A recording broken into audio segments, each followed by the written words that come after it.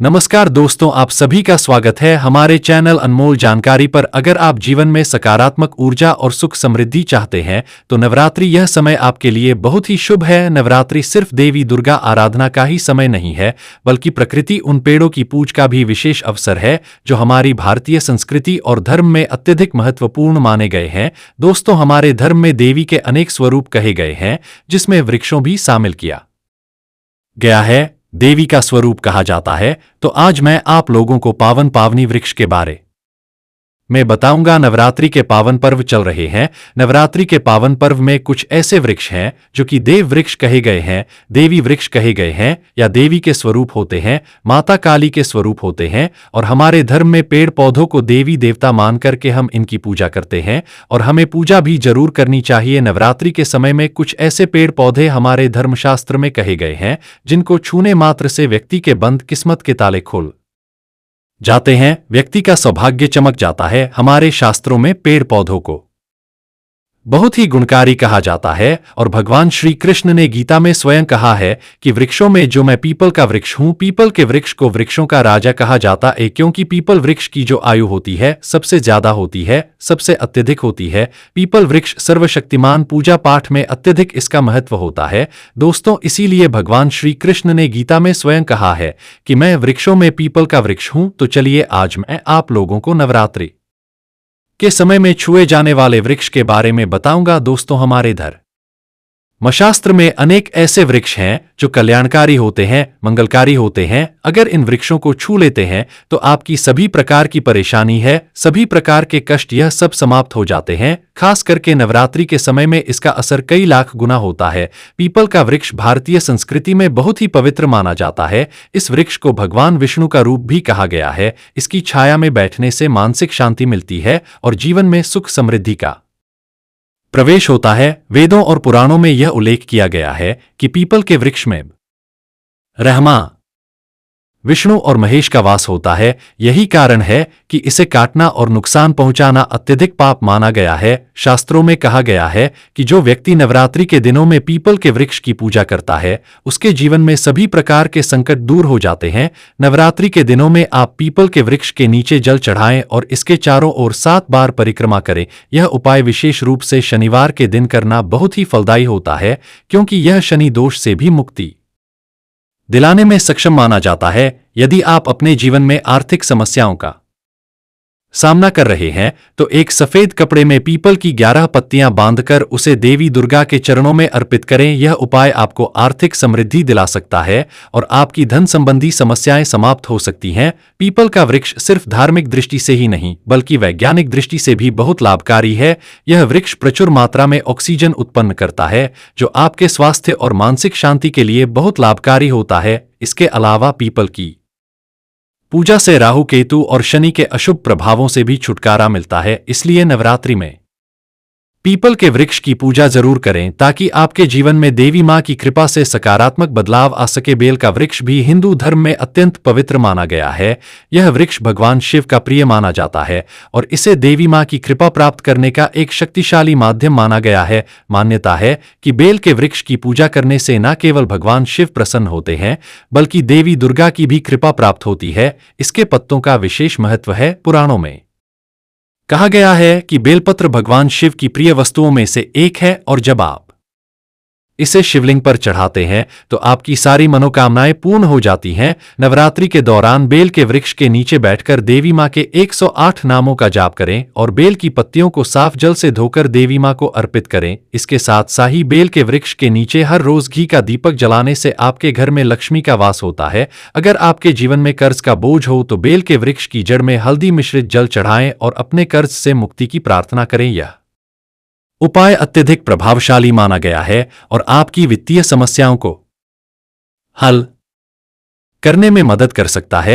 Bell का फल आयुर्वेद में भी अत्यधिक महत्वपूर्ण माना गया है। यह आपकी पाचन क्रिया को दुरुस्त करता और आपके शरीर को शुद्ध करता है। साथ ही बेल के वृक्ष की पूजा से आपके मन में शांति और स्थिरता का अनुभव होता है, जिससे आप अपने जीवन के कठिन समय में भी संतुलन बनाए रख सकते हैं। नवरात्रि में बेल के वृक्ष की पूजा करने से न केवल आपके जीवन में देवी मां की कृपा बढ़ेगी बल्कि आपके जीवन में आने वाली सभी परेशानियां भी दूर हो जाएंगी। शम का वृक्ष न केवल धार्मिक दृष्टि से बल्कि ऐतिहासिक दृष्टि से भी बहुत महत्वपूर्ण है।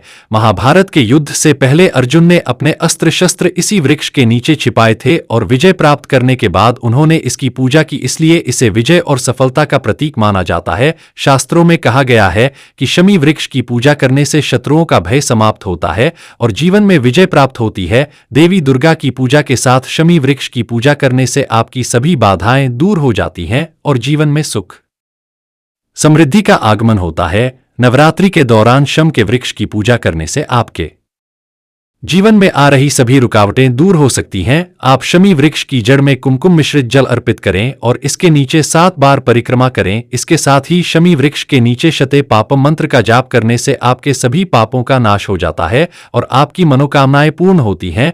यदि आपके जीवन में शत्रु आपको परेशान कर रहे हैं तो शमी वृक्ष के नीचे एक नींबू और 7 हरी मिर्ची रखें। इसे देवी मां को अर्पित करें और उनसे अपनी रक्षा की प्रार्थना करें। यह उपाय शत्रुओं के बुरे प्रभाव को समाप्त कर देता है और आपको विजय दिलाता है। शम का वृक्ष आध्यात्मिक दृष्टि से भी अत्यधिक शक्तिशाली है। इसकी पूजा से आपकी आत्मा को शांति मिलती है और जीवन में चल रही कठिनाइयों का समाधान होता। नवरात्रि में शमी वृक्ष की पूजा करने से देवी मां की कृपा से आपको अद्वितीय लाभ प्राप्त हो सकता है। तो दोस्तों, यह थे 3 महत्वपूर्ण वृक्ष जिनकी पूजा नवरात्रि के दौरान अत्यधिक लाभकारी मानी गई है। इन पेड़ों की पूजा से आपके जीवन में न केवल देवी मां की कृपा प्राप्त होगी बल्कि आपके जीवन की सभी कठिनाइयां भी दूर हो जाएंगी।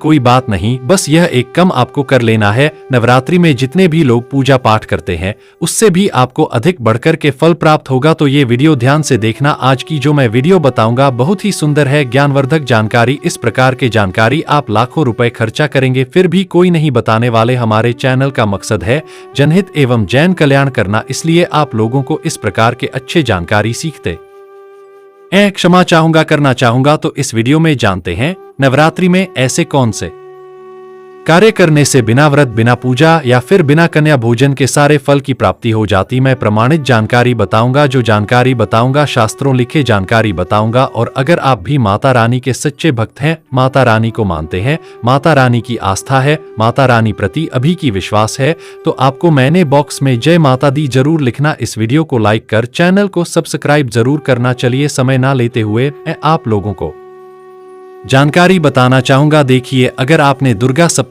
सप्तष्टी का सिद्ध कुंजिका स्रोत के बारे में थोड़ा बहुत अगर आपको जानकारी है तो उसमें लिखा होगा, आपने देखा होगा, ना गौचम ना ग्लासराम ना सुक्तम नापि ध्यानम दुर्गा पाठ फलम भेदत अति गोहत्रम देवी देव नापि दुर्लभ। अर्थात भगवान शंकर माता पार्वती को बताते हैं कि ना कवच की जरूरत है, ना किसी भी प्रकार की कोई बड़े अनुष्ठान करने की जरूरत है, ना पूजा पाठ करने की जरूरत है।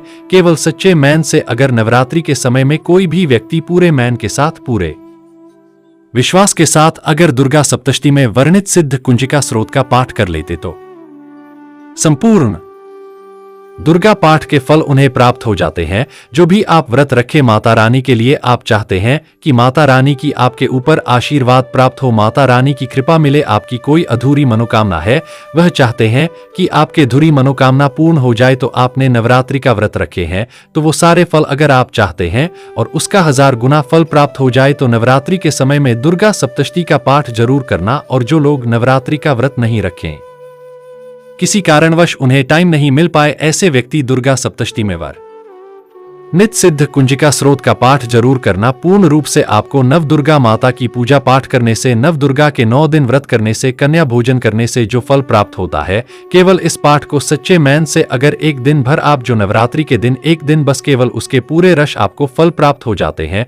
मैं आप लोगों को बताना चाहूंगा, जो लोग समर्थन, ऐसे लोगों को कन्या पूजन भी जरूर करना चाहिए। मैं कल की भी वीडियो में बताई हूं। अब कन्या पूजन का बेनिफिट क्या है तो माता रानी स्कंद पुराण में भी लिखे और कई सारे ऐसे हमारे जो है देवी पुराण में भी इसका वर्णित मिलते हैं। माता रानी जितने पूजा पाठ से प्रसन्न होती उतना ज्यादा कन्या भोजन करने से हो जाती हैं, क्योंकि कन्याओं को देवी का स्वरूप माना जाता है और जो कन्या होती है नवरात्रि के समय में साक्षात नव दुर्गा के स्वरूप हो जाती हैं। तो आपको जो है कन्या पूजन नहीं कर का रहे, ध्यान से सुनना। अगर आप किसी कारणवश करने की पूजन नहीं कर का रहे हैं, कन्या भोजन नहीं कर का रहे हैं, तो आपको घबराना नहीं है। एक कम जरूर करना जहां पे कन्या भोजन हो रही है, ध्यान से सुनना, जहां पर कन्या भोजन हो रही है, वहां पर अब जो है नवरात्रि में चढ़ाई जाने वाले मटक जैसे सिंगरी के हैं, चूड़ी हैं, महावर हैं, बिछिया हैं, जो करधनी होता है, बाजू बंद होते हैं, ये कुछ सामग्री अब जाकर कि उनमें भेंट जरूर कर देना। छोटे बच्चे को कन्या भोजन का, कन्या पूजन का उसे फल प्राप्त हो जाएंगे। ऐसा माना जाता जो व्यक्ति अपने जीवन काल में अगर एक बार भी अगर सच्चे मैन से कन्या पूजन कर दे, अपने घर में 9 कन्याओं को बुला करके एक लांगरोन को साथ में